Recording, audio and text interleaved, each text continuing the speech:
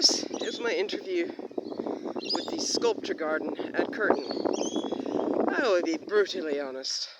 I was expecting a sculpture garden more along the lines of the garden in Stephen King's The Shining.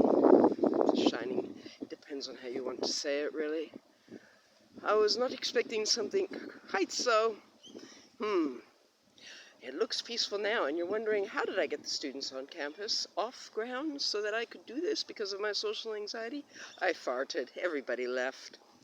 Well, this is a sculpture garden. It is a marvelous, I'm not really sure what is sculpture and what is not. I look at the sculpture garden, and you know what it tells me? It tells me it is a garden only in name. It tells me, imagine, for instance, this particular sculpture is talking to me right now, and I'm seeing what it really wanted. And it didn't want a moat, like it's a castle and you can't get in. Like, seriously, you think there's a dragon in there and what, Shrek's coming on a donkey to save the princess? No.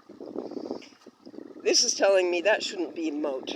That should be a glorious little patch, perhaps of strawberries all the way around. They could have put little roofs over it. Yes, it is telling me this, and I can feel its sadness, because that water then could run off and go to feed the strawberries. It's okay. It's okay. Please don't feel sad. Everything has energy, and non-humans still have things to communicate with us. So I walk through this garden, which is grass and a few sparse trees put around. Marvelous. And I look at this darling little spiral. This is another one that tells me you could have put some vegetables or some fruits, some ground things to be put in there. That would have made it that much more useful. So not just useful in terms of running water and peace coming out, but useful in the terms of sustainability and tackling SDG 2, no hunger.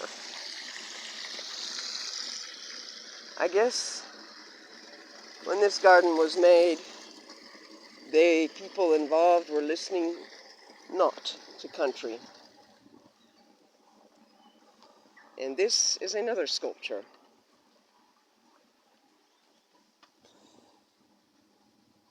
Dark, full of leaves, with some dubious insects floating around, which makes me wonder, will I catch Wasp River virus or not? Let's walk on. Look at that. It's a marvelously long sculpture. Almost looks like an aqueduct of the ancient world, except it's, again, another sculpture that could have been integrated with food. Why are you telling me this, garden? Is it just because I am insane in doing this, or you have something to say? And then look at all of this beautiful land. And look at these rocks, these pillars that will one day turn to dust. And then you have, yes, a she-her standing before us, of course, because we live in a gender-fluid world. And look at that. He's got autism. Can you see it? He has autism. He has earplugs in. He is a neurodivergent dude. No, sorry, it's a she-her. I forgot. She is neurodivergent and gender fluid. How do you feel about being surrounded by those plants? Talk to me. Yes, the land could have been put to such a different use.